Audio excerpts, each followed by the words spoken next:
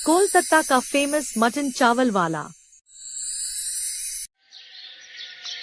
राहुल एक food blogger था। उसे तरह तरह का खाना चखना और उसके बारे में अपनी ऑडियंस को जानकारी देना बहुत अच्छा लगता था। इसी सिलसिले में वो कोलकाता के व्यंजनों को एक्सप्लोर करने के लिए निकल पड़ा। वो ट्रेन में बैठा हुआ था और फोन पर अपने दोस्त राजीव से बात कर रहा था। यार राजीव, मैंने इंडिया के लगभग कई राज्यों के फूड ट्राई कर लिए हैं। अब मैं कोलकाता जा रहा हूँ, लेकिन मैं नहीं चाहता कि वहाँ का वही बोरिंग रसगुल्ला वगैरह ट्राई करूँ। उसके बारे में तो सबको पता है। राहुल ये सारी बातें राजीव को कॉल पर बता ही रहा था कि तभी सामने वाली सीट पर बैठी एक बुजुर्ग महिला ने उसकी बातें सुन ली। राहुल के फोन रखने के बाद वो बोली, अरे बेटा माफ करना, मैंने तुम्हारी बातें सुन ली। तुम कोलकाता का कुछ मशहूर खाना ढूंढ रहे हो ना, तो तुम वहाँ का मटन खा कर देखना। वो बहुत लाजवाब होता है, तुम्हें बहुत पसंद आएगा। मटन? अम्मा, इसका तो नाम ही इतना अजीब सा लग रहा है। पता नहीं खाने में कैसा होगा। वैसे भी मटन चिकन हर जगह नहीं खाना चाहिए। सोच समझ कर ही खाना ठीक रहता है। कल को सेहत को कोई परेशानी हो गई तो? बेटा, कोलकाता गए और वहाँ का मशहूर मटन नहीं खाया तो क्या खाक कोलकाता गए? वहाँ पर एक पुरानी दुकान है, प्रवीण मटन वाला। एक बार मेरे कहने से वहाँ जाकर देखना, तुम्हें वहाँ का स्वाद भी पसंद आएगा और तुम्हारी ऑडियंस को वीडियो भी। इतना बोलकर महिला का स्टेशन आ गया और वो उतर गई। राहुल ने उस वक्त उनकी बात को अनसुना कर दिया। कोलकाता पहुंचकर वो एक होटल में रुका। अगले दिन जब वो शहर के मशहूर रेस्टोरेंट में गया तो वहाँ के आइटम देखकर उसका दिमाग खराब हो गया। क्या ये सब खाने के लिए मैं इतनी दूर आया हूँ? वही रसगुल्ला, वही डोसा। यहाँ कुछ नया है भी या नहीं? कलकत्ता की फिश तो वैसे भी मशहूर है क्योंकि ये समुद्र के किनारे है। लेकिन अगर सबको वही मछली दिखाऊंगा तो लोगों को इंटरेस्ट नहीं आएगा। अब मैं अपनी ऑडियंस के लिए क्या नया करूँ? राहुल ये सब सोचकर परेशान हो रहा था कि तभी उसे उस बुजुर्ग महिला की बात याद आई। वैसे मैं वेजिटेरियन तो हूँ नहीं। एक बार उस प्रवीण की दुकान पर जाकर मटन चुस्ता आजमाने में क्या बुराई है? क्या पता मुझे वो पसंद आ जाए। फिलहाल इस रेस्टोरेंट में जो खाया है उसका रिव्यू डाल देता हूँ। मेरी ऑडियंस वीडियो का वेट कर रही होगी। राहुल ने वीडियो बनाकर अपलोड कर दी, लेकिन अगले दिन तक उस पर कुछ खास व्यूज नहीं आए। ये देखकर राहुल परेशान हो गया।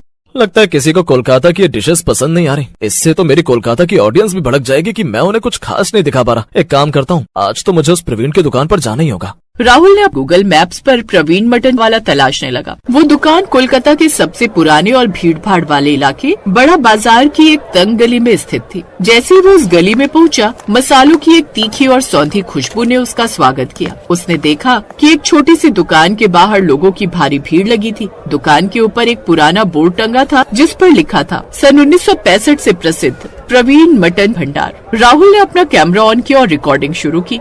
हेलो दोस्तों, आज मैं कोलकाता की उन गलियों में हूँ जहाँ शायद ही कोई बड़ा ब्लॉगर पहुँचा हो। कल की बोरिंग डिशेस के बाद आज मैं ट्राई करने वाला हूँ यहाँ का सबसे अनोखा और विवादास्पद व्यंजन मटन। देखते हैं कि क्या ये वाकई खाने लायक है या सिर्फ एक नाम का शोर है। दुकान के काउंटर पर एक अधेड़ उम्र का आदमी बैठा था। वही प्रवीण था। प्रवीण जी, मैंने सुना है आपका मटन करी बहुत मशहूर है, पर ये असल में होता क्या आप मेरी ऑडियंस को बताएंगे? बेटा, मटन बकरे तैयार किया जाता है। इसे बहुत सफाई से धोया जाता है और फिर इसके अंदर मसालेदार कीमा और भरी जाती है। फिर इसे घंटों तक धीमी आंच पर मसालों के साथ पकाया जाता है। राहुल ने एक प्लेट का ऑर्डर दिया। जब उसके सामने मिट्टी के सकोरे में गर्मा गर्म परोसा गया तो उसका रंग गहरा लाल और ग्रेवी एकदम गाढ़ी थी। राहुल ने पहला निवाला लिया। जैसे उसने को मुंह में डाला, उसके अंदर भरा हुआ मसालेदार कीमा मक्खन की तरह पिघल गई। मसालों का तालमेल इतना सटीक था कि राहुल की आंखें फटी की फटी रह गई।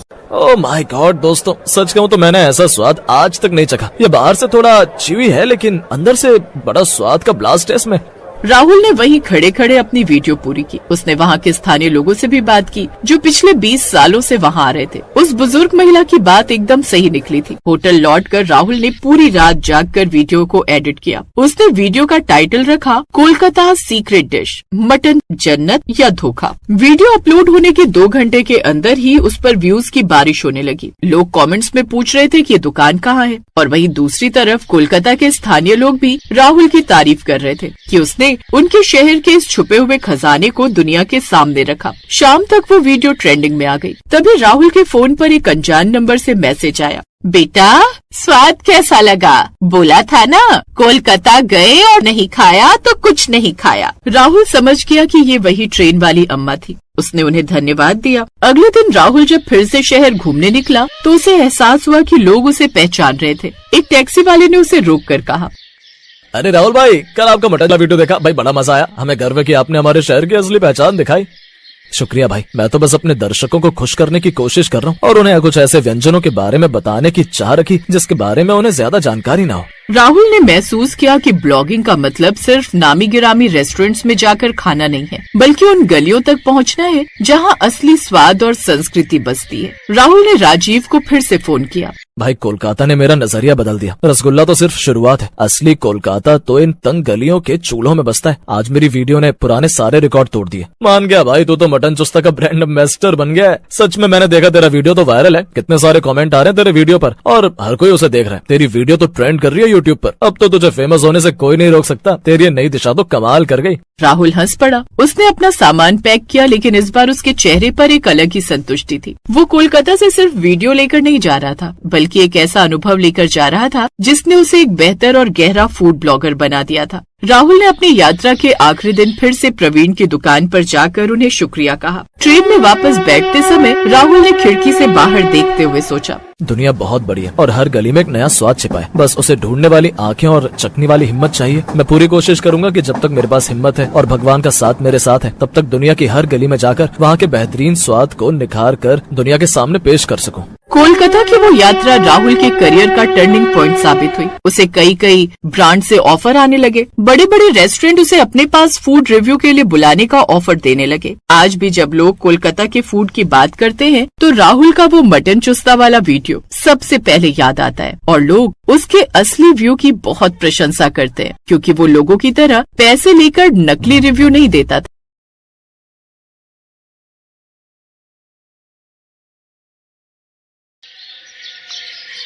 निशा अपनी माँ के साथ एक ठेले पर अंडे बेच रही होती है। तभी राजीव नाम का लड़का अपने कुछ दोस्तों के साथ अंडा लेने आता है। क्या यार, तुझे अंडे कितने पसंद है जो तू रोज अंडे लेने के लिए आ जाता है? कभी स्पाइसी मटन भी खाया कर। अगर तूने एक बार स्पाइसी मटन खाया ना तो खाता रह जाएगा। अरे नहीं यार, मुझे मटन बिल्कुल भी पसंद नहीं है। मैं तो इस अंडे से ही खुश हूँ। क्यों मैडम, आपको मटन पसंद है? पर नॉनवेज खाने वाले इंसान को स्पाइसी मटन क्यों नहीं पसंद होगा? निशा की बात सुनकर राजीव अपने दोस्त को देखने लगता है और अंडे लेकर घर जाते हुए बात करता है। ले भाई, तेरा काम हो गया। तुझे पता चल गया कि उस लड़की को खाने में क्या पसंद है। मैं तो कहता हूँ मौका देखकर उसे उसकी पसंदीदा स्पाइसी मटन खिलाकर खुश कर ले और बहुत जल्द रिश्ता लेकर चला जा उसके घर। सच में यार, मुझे लड़की बहुत पसंद है। मैं ये अंडे तो बस इसीलिए लेने जाता हूँ ताकि उसे देख सकूं। मैंने तो निशा के लिए घर में बात भी कर ली है और तुम्हें पता है, निशा तो माँ को भी बहुत पसंद है। अब तो देखना मेरा कमाल।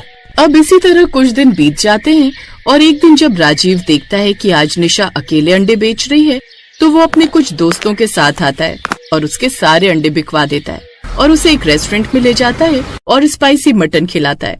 तुम्हें स्पाइसी मटन खाना बहुत पसंद है ना? अब तुम मुझे ये बताओ कि मैं कैसे तुम्हारी माँ से तुम्हारा हाथ मांगू।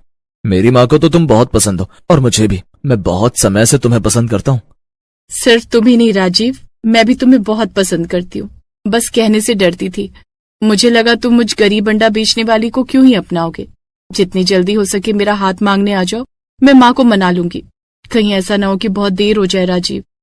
निशा की बातें सुनकर राजीव को बहुत खुशी होती है। समय गुजरता है और बहुत जल्द राजीव अपनी माँ के साथ निशा का हाथ मांगने जाता है, जहाँ आज निशा ने कुछ पैसे जोड़कर घर आए मेहमानों के लिए स्पाइसी मटन बनाया हुआ था। अरे वाह, ये मटन तो बहुत ही स्वादिष्ट बने हैं बेटा, तुमने बनाए हैं? जी, ये मटन मैंने ही बनाए हैं। बहन जी, मेरी बेटी तो बहुत अच्छा मटन बनाना जानती है। मोहल्ले की सारी औरतें तो मेरी बेटी को मटन वाली कहती हैं। ऐसी बात है तो मुझे ये मटन वाली बहुत पसंद है। अब तो बहुत जल्द आपकी बेटी हमारे घर में भी इसी तरह से हमें स्पाइसी मटन बनाकर खिलाएगी। क्यों बहू? जी माँ जी।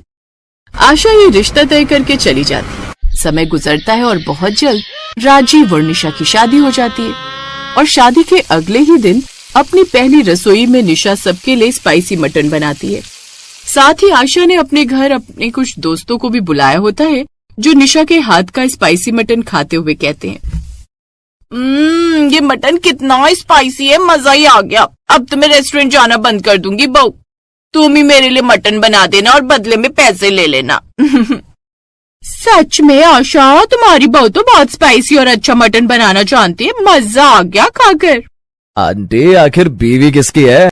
घर आए मेहमानों को निशा के हाथों का मटन इतना अच्छा लगता है और सब तारीफ करके जाते हैं। समय गुजरता है और जब भी निशा घर में मटन बनाती तो पड़ोस के लोग खुशबू सूंघकर उसके घर आते। ऐसे ही एक दिन निशा ने स्पाइसी मटन बनाया था। तभी उसकी एक पड़ोसन उसके घर आती है। आशा बहन, लगता है तुम्हारी स्पाइसी मटन बनाने वाली बहू आज भी मटन बना रही है। पूरे मोहल्ले में खुशबू फैल गई। अपनी बहू को जरा बोलो हमें भी अपनी रेसिपी शेयर करे। बहन, रेसिपी वही है जैसे तुम बनाती हो, बस हाथ में फर्क है। मेरी बहू के हाथों में ही स्वाद है। अगर ऐसी बात है आशा बहन, तो हमें भी आपकी बहू के हाथ का स्पाइसी मटन खाना है। अब जब वो स्पाइसी मटन बना ही रही है तो थोड़ा ज्यादा बना लेगी, यानी मेरे लिए भी। सुमित्रा की बात सुनकर अब आशा अपनी बहू को स्पाइसी मटन थोड़ा ज्यादा बनाने के लिए कह देती है और इस तरह सुमित्रा निशा के हाथ का स्पाइसी मटन खाकर वहाँ से चली जाती है। समय गुजरता है और इस तरह अब हर कोई निशा को मटन वाली के नाम से पुकारने लगता है। परंतु गुजरते समय के साथ राजीव का काम खराब होने लगता है। उसकी नौकरी चली जाती है और परेशान राजीव जब एक दिन नौकरी की तलाश करके घर आता है तो उसका एक्सीडेंट हो जाता है, जिसमें उसके पैर टूट जाते हैं और आशा के घर पर दुखों का पहाड़ टूट जाता है। सारी सेविंग्स भी खत्म हो रही हैं। राजीव को अगले हफ्ते डॉक्टर के पास भी ले जाना है। उसके कुछ एक्सरे होने हैं। मुझे तो अब कुछ समझ ही नहीं आ रहा कि घर कैसे चलेगा। माँ जी, मैं क्या कह रही थी, मुझे स्पाइसी मटन बहुत अच्छे से बनाने आते हैं। मेरे पापा का जब देहांत हो गया था तो माँ को ऑमलेट एग रोल बनाना बहुत अच्छे से आता था, तो उन्होंने अंडे बेचने का काम शुरू किया और भगवान की कृपा से हम इतना कमा लेते थे कि हमारा गुजारा चल सके। क्यों ना मैं भी स्पाइसी मटन बेचने का काम करूं जब तक राजीव ठीक नहीं हो जाते। क्या पता हमारा ये कारोबार चल पड़े। वैसे भी लोगों को मेरे हाथ के स्पाइसी मटन बहुत ज्यादा ही पसंद है। निशा, मैंने सोचा था तुमसे शादी करने के बाद मैं फिर कभी तुम्हें नौकरी नहीं करने दूंगा, पर देखो हमारी लाचारी कहाँ तक पहुँच गई है। मुझे माफ करना, शादी के बाद भी तुम्हें काम करना पड़ेगा। उदास राजीव अपनी बीवी को स्पाइसी मटन बेचने की इजाजत दे देता है और 2 दिन के अंदर निशा एक ठेला लेकर आती है। साथ ही काफी सारा मटन लाकर घर में ही स्पाइसी मटन बनाती है और मोहल्ले के बाहर ही अपनी सास के साथ मटन का ठेला लेकर खड़ी हो जाती है, जिसका नाम वो स्पाइसी मटन वाली रखती है और ग्राहकों को आवाज देती है, आपके लिए स्पेशल ऑफर, इसका मजा उठाइए। 2 प्लेट मटन लेने पर हाफ प्लेट मटन बिल्कुल मुफ्त, सिर्फ 50 रुपए प्लेट मटन। अरे इतना सस्ता तो चिकन भी नहीं मिलता और तुम मटन बेच रही हो। अगर ऐसी बात है तो तुम मेरे लिए 2 प्लेट मटन पैक कर दो और ऑफर के हिसाब से आधा प्लेट एक्स्ट्रा। अगर मैं भी तो खाकर देखूं कि तुम्हारा स्पाइसी मटन कैसा है। अगर अच्छा लगा तो दोबारा आऊंगी। इस तरह निशा अब दिन रात मटन बेचती और धीरे धीरे पैसे कमाती है। देखते ही देखते 1 साल हो जाते हैं और निशा अब अपने मटन के ठेले को एक दुकान में तब्दील कर लेती है। साथ ही राजीव का पैर भी ठीक हो जाता है और अब वो भी इस काम में अपनी बीवी की मदद करता है। जरा 1 प्लेट मटन हमारे टेबल पर भी लगाना। निशा, जल्दी से 1 प्लेट मटन निकाल दो। मैंने तो कभी सोचा ही नहीं था कि मेरी बहू खुद का इतना बड़ा बिजनेस खड़ा कर लेगी। हमारे कितने बुरे हालात हो गए थे और उस समय बहू ने अपने हुनर का इस्तेमाल किया और आज हम इस मुकाम पर पहुंच गए हैं। बहू, मुझे तुझ पर गर्व है। जो काम एक बेटा न कर सका वो तूने कर दिखाया है। तू मेरी बहू या बेटी नहीं बल्कि मेरा बेटा है, बेटा। सास की बात सुनकर निशा की आंखें खुशी से भर जाती है और वो अपनी सास के गले लग जाती है। तभी वहाँ एक औरत आती है और, बहन जी, ये लीजिए मटन के पैसे और 1 प्लेट स्पाइसी मटन भी पैक कर देना। दुकान पर इतनी ज्यादा भीड़ होती है कि आशा, राजीव, हर कोई अपने ग्राहकों को संभालने में लगा रहता है। देखते ही देखते समय गुजरता है और गुजरते समय के साथ निशा स्पाइसी मटन वाली के नाम से फेमस हो जाती है।